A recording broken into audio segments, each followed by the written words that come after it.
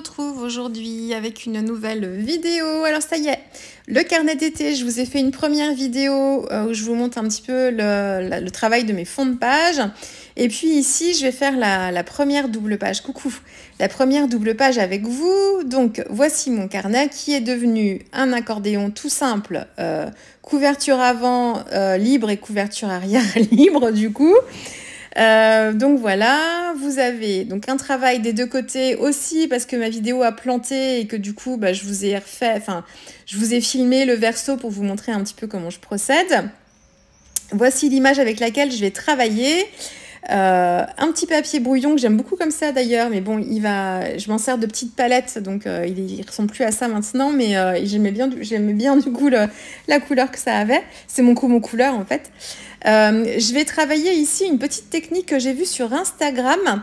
Je vais vous mettre en description le lien vers le réel qui m'a permis de découvrir cette technique-là.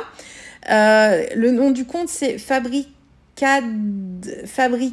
Texturas, pardon c'est de l'espagnol je crois, le mieux vous irez voir, hein, je vous mettrai le lien, ce sera plus facile.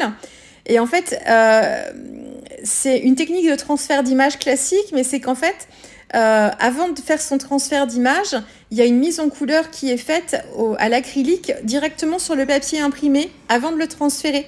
Donc c'est ce que je vais vous montrer ici. Dans le réel, en fait, il faisait la démonstration avec une mise en couleur avec des feutres, avec des Posca. Moi ici, mes feutres de Posca dans les teintes que je voulais étaient trop fins et en fait, ça griffait un peu le papier. J'avais peur que ça marche pas bien. Donc j'ai utilisé mes acryliques avec un pinceau tout simplement.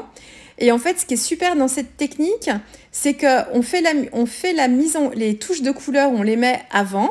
On n'a pas du tout à se soucier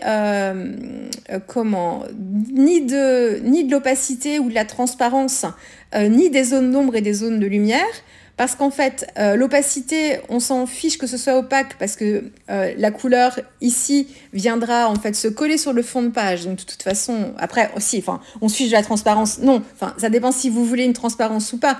Si vous voulez quelque chose de transparent, il faudra travailler en couche légère. Mais voilà, mais c'est possible aussi. Mais là, du coup, moi, je cherche pas quelque chose de spécialement transparent. Je veux en fait travailler sa teinte de peau ici et ses lèvres dans un premier temps. Donc, avec un feutre acrylique rouge vermillon mélangé avec un petit peu de rose, je travaille en fait ses lèvres au feutre. Et puis ensuite, toute la couleur peau, j'ai fait un mélange entre deux acryliques. J'ai une un peu écrue et une autre rose pâle que j'ai mélangé pour travailler la couleur peau et j'applique en fait uniformément ma peinture. Je me soucie pas donc des zones d'ombre et des zones de lumière, je le travaille pas du tout parce qu'en fait c'est une image en noir et blanc qui a déjà des zones d'ombre et des zones de lumière sur ma photo et donc quand je vais transférer mon image, en fait je vais avoir toute la photo, les détails noirs et les détails blancs qui vont apparaître. Et là où j'aurai les ombres, et mes ombres vont rester, c'est-à-dire que là où j'aurais mis, mettons, ma couleur peau, et j'aurai l'ombre de l'impression qui sera par-dessus. Et en fait, ça nous permet de travailler très facilement les mises en couleur sans se soucier de créer nous-mêmes en fait les effets d'ombrage. Franchement, ça marche, et vous allez voir, ça marche super bien. Donc j'ai fait ça pour la peau et puis pour le bonnet du coup j'ai travaillé avec la teinte qui m'a servi à travailler mon fond de page. Donc c'est un petit verre d'eau. C'est une encre pas du tout, une peinture Liquitex. Et donc voilà, mais je me soucie pas du tout, c'est vraiment du remplissage. Hein. Il y a rien, si vous êtes à l'aise à travailler des effets, vous pouvez bien sûr, mais il y a pas spécialement besoin. Et donc une fois que cette étape-là est réalisée, il faut que votre acrylique elle soit bien sèche pour éviter de transférer et de faire bouger l'acrylique quand vous allez mettre votre gel médium.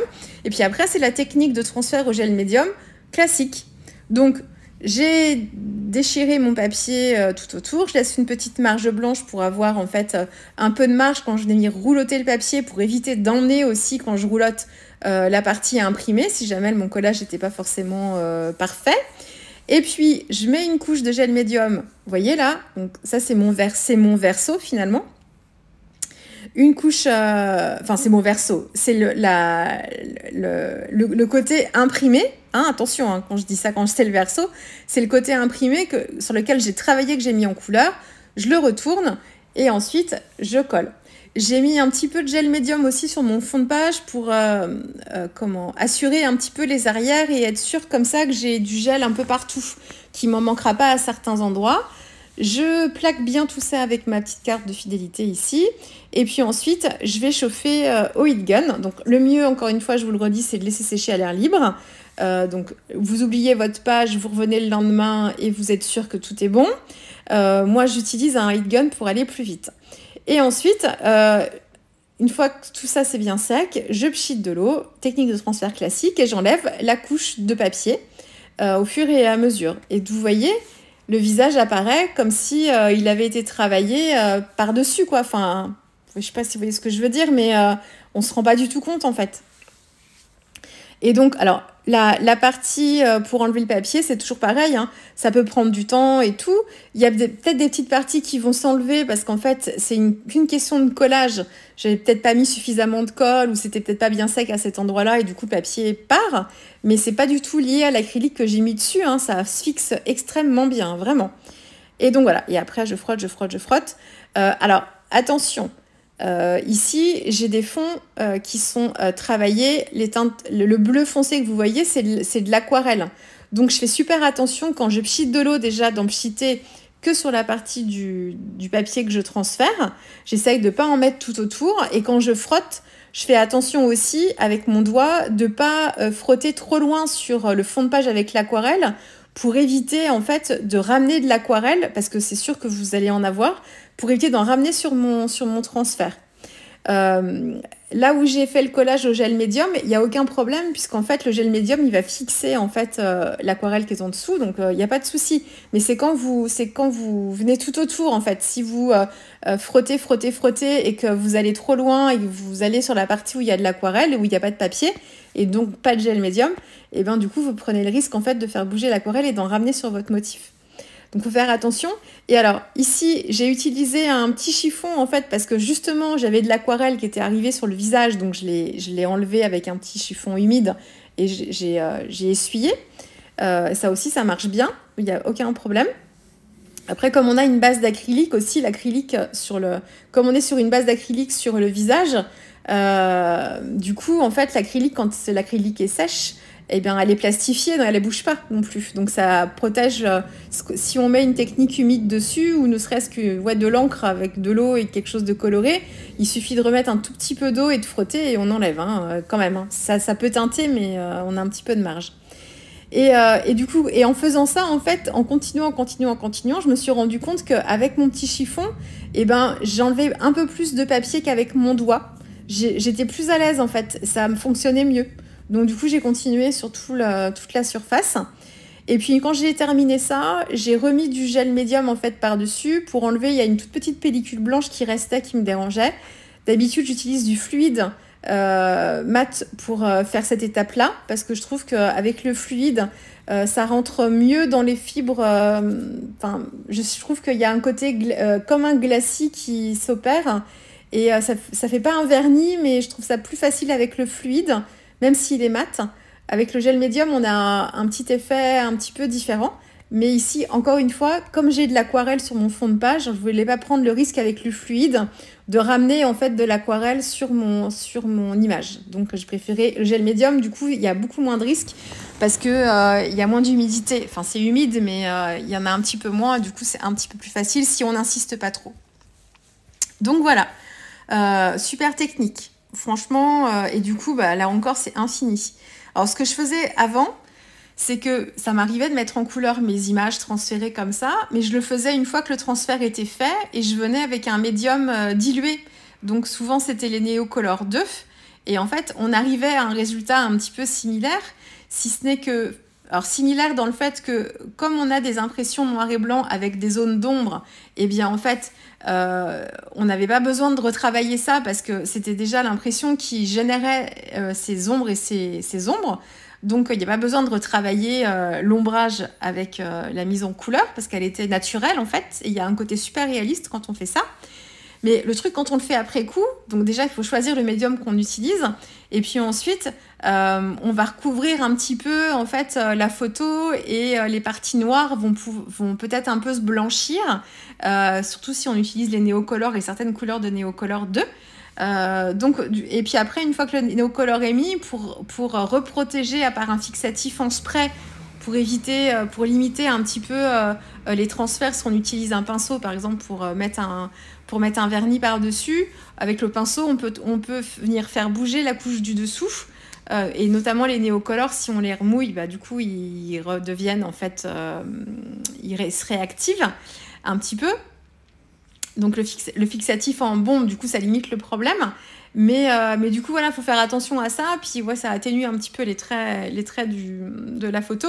Alors que là, comme on le fait avant et on le fait en fait sur une couche qui viendra se coller directement sur le papier, on n'a pas du tout tous ces désagréments-là en fait. Donc je trouve ça vachement bien. Et puis on se pose pas de questions quoi. C'est du coloriage. On remplit juste une zone quoi avec un pinceau, mais c'est tout. Hein. Donc, on peut le faire plus poussé et plus travaillé encore, bien sûr, mais si vous moi, je maîtrise pas ça à l'acrylique. D'ailleurs, ça va se voir sur les bulles, mais je vais vous en reparler. Mais vraiment une technique super, super simple. Donc, les bulles. Ici, j'ai formé mes bulles avec un crayon en fait blanc gras. Et ensuite, je travaille à l'intérieur. À la base, je voulais les faire transparentes, bleutées, bleu turquoise transparente. Et là encore, je me suis forcée, parce encore une fois, il faut que j'applique ce que je vous dis. Hein. Je me suis forcée, en fait, à essayer de les faire à l'acrylique. Dans certains cas, je trouve que l'acrylique, c'est plus facile pour diverses raisons, le côté permanent une fois que c'est sec, ce genre de choses. Et donc là, je voulais essayer de m'entraîner à faire cet effet de transparence avec les acryliques. Donc, tant que j'étais avec une seule couleur, mon petit bleu, ça se passait plutôt bien. Donc, j'ai réussi. J'ai ajouté un petit peu de fluide mat pour fluidifier un petit peu mon acrylique et la rendre un peu plus transparente avec le fluide médium. J'aurais pu ajouter de l'eau, hein, ça aurait été plus simple, mais quelquefois, quand on met trop d'eau dans de l'acrylique, elles ne sont pas forcément faites pour être travaillées comme ça. Et en fait, quand on met trop d'eau, on finit par créer un effet... c'est comme si on avait des particules qui se séparaient. Et en fait, quand ça sèche, du coup, il y a un effet encore un peu différent, que moi, j'aime pas trop. Donc, le fluide, du coup, on n'a pas ce souci-là. Donc, j'ai réussi à faire ce que je voulais, mais du coup, pour avoir le côté un peu bombé de la bulle, il fallait que j'utilise une autre couleur d'acrylique un petit peu plus foncée. Et c'est donc en faisant une couche en plus. Et c'est là où j'ai pas réussi à faire ce que je voulais. Donc c'est pas grave, j'aurais testé, il faudrait que je recommencerai de toute façon. Mais ça me permet déjà de voir un petit peu comment ça marche, de comprendre ce qui marche, ou du moins de comprendre ce qui marche pas, pour pouvoir recommencer une autre fois et retravailler ça. Là encore, c'est là où on voit les limites quand on n'a pas de formation. Et puis les tutos acryliques, ce ne sont pas des tutos qu'on trouve facilement. Autant tout ce qui est tuto aquarelle, c'est quelque chose, puis de plus en plus, on a plein de choses en fait autour de l'aquarelle. Autour de l'acrylique, en fait, il y a beaucoup moins de formation et beaucoup moins de tutos. Enfin, quand je dis de formation et de tutos, c'est des choses qui correspondent à ce que je recherche aussi, hein, bien sûr. Hein. On en a sur le mix média, mais pas forcément pour créer en fait des scènes vraiment réalistes, quoi. Donc, mais j'ai pas beaucoup cherché non plus, hein, je vous avoue. Mais donc là, du coup, c'est un peu plus difficile, hein, les apprentissages quand on n'a pas la base. Mais bon, je vais y arriver, hein, à force d'entraînement. Donc ce que j'ai fait, ce que j'aurais pu faire aussi, je ferai peut-être ça une prochaine fois, c'est d'utiliser la gouache acrylique Holbein, parce que la gouache, du coup, là, par contre, se travaille avec de l'eau. Donc j'aurais retrouvé un petit peu les sensations de l'aquarelle. Et puis on a quelque chose d'un petit peu plus opaque quand même avec la gouache, si on le souhaite. Donc j'aurais pu travailler avec la gouache, je pense que j'aurais un peu mieux réussi.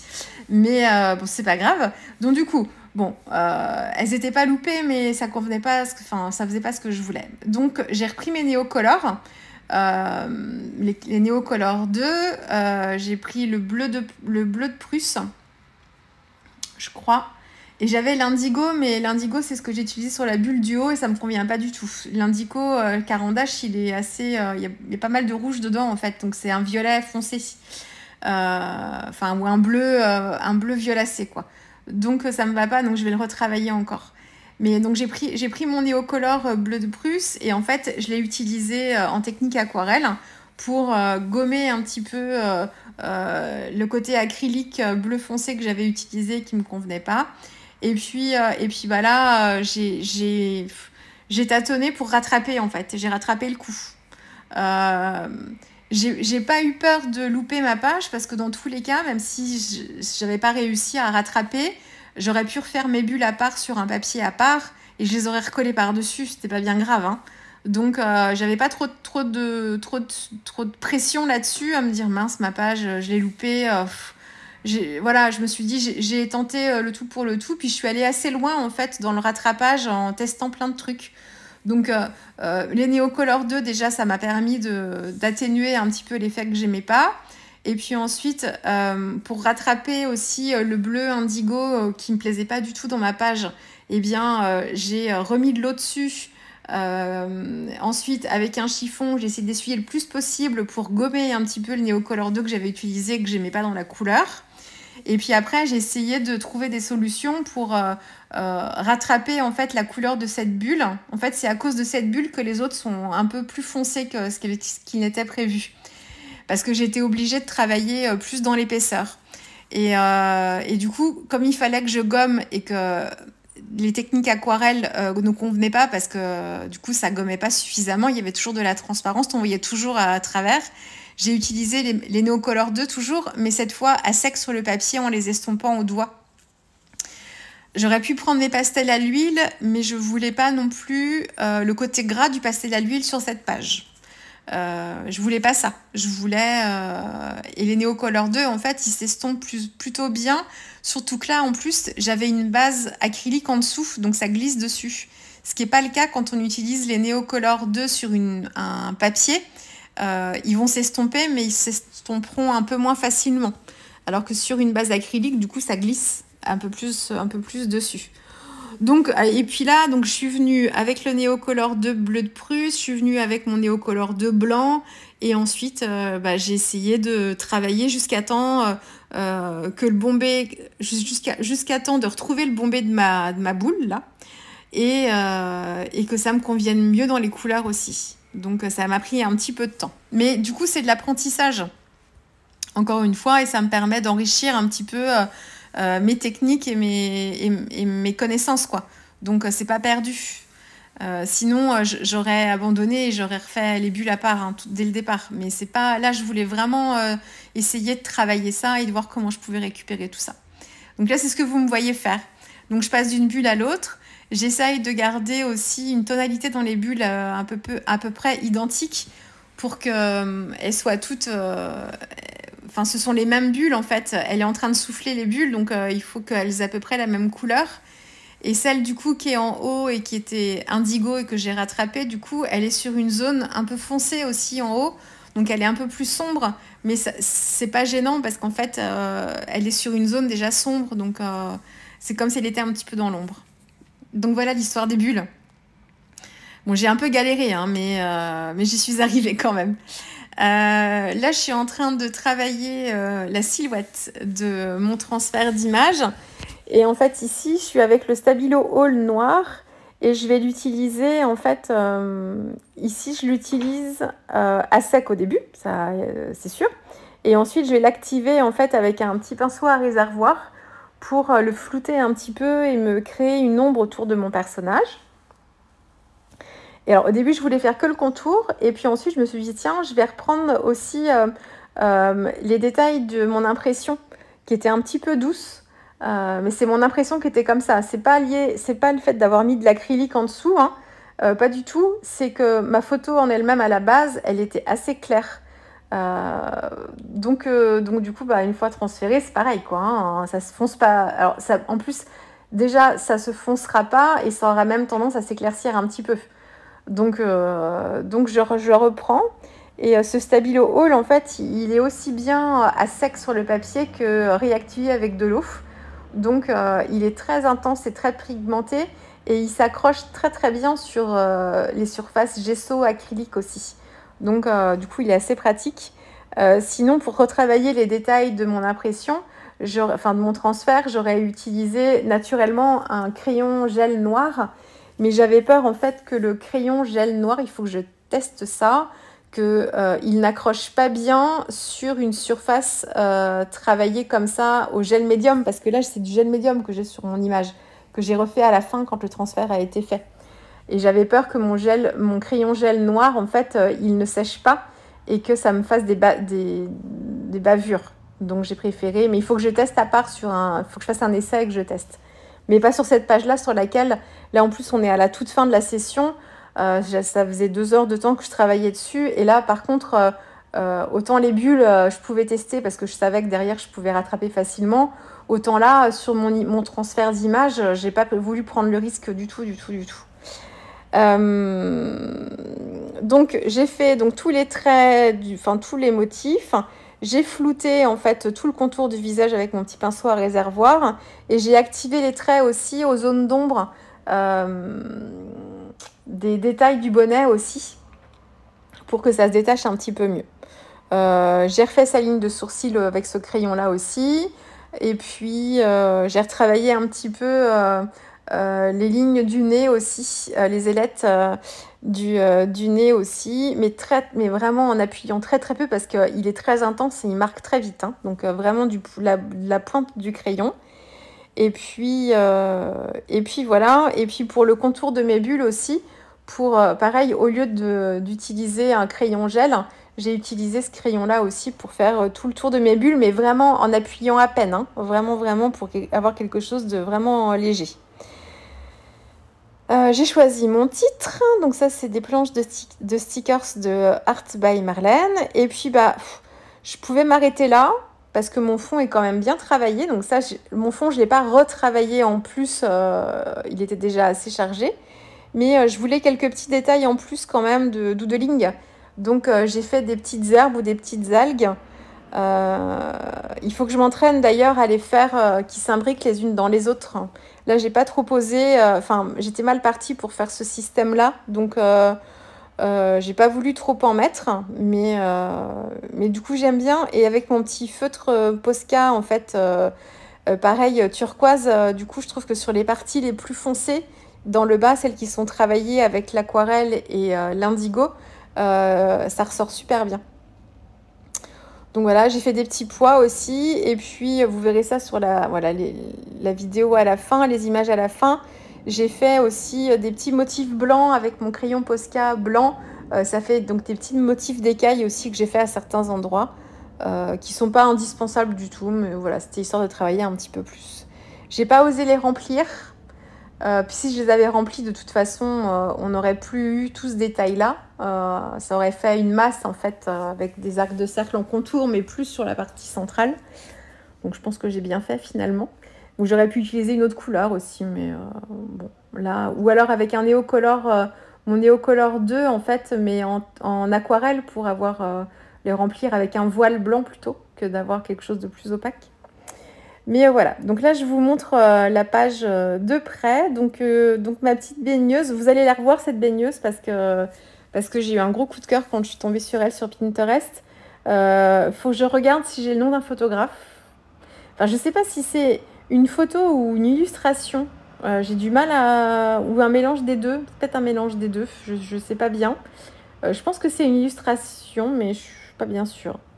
Et je suis pas sûre que sur la photo Pinterest que j'ai trouvée, la personne est indiquée de qui c'était. Ça m'agace d'ailleurs, parce que du coup, on essaye de voir et d'aller voir le travail de l'artiste en question et on n'a pas la main, quoi. On chaîne sur rien du tout. Ça affiche une photo, mais c'est tout. Donc, par contre, quand on clique dessus, ça nous met en fait toutes les photos qui sont dans le même esprit. Et quelquefois, on retrouve la même photo et là, par contre, on a le nom de la personne. Donc ça peut être bien, mais c'est un travail de recherche. Donc voilà. Donc mes petites bulles, je les souhaitais transparentes. Ici, elles sont chargées en eau, quoi, hein. Ça fait des bulles un peu plus... ça fait des boules plus que des bulles. mais je l'aime bien, cette petpetite baigneuse. Donc voilà ma première page. C'est la première d'une longue série, puisque le carnet, du coup, en recto verso, j'ai pas mal de pages, j'ai même pas compté d'ailleurs, mais j'ai pas mal de doubles pages à remplir. Donc, je ferai pas forcément tout sur l'été d'ailleurs, hein, surtout si je m'en fais un deuxième avec vraiment la technique de structure de génie de Super Mama Devo. Voilà, je travaillerai peut-être un petit peu dans l'un, un petit peu dans l'autre.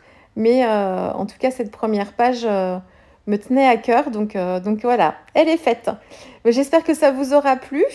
Cette petite vidéo, donc la technique du transfert d'image en ayant au préalable mis en couleur avec de l'acrylique, c'est top, ça fonctionne super bien. Vous aurez le lien vers le réel de la personne qui a fait cette vidéo en descriptif de cette vidéo-ci.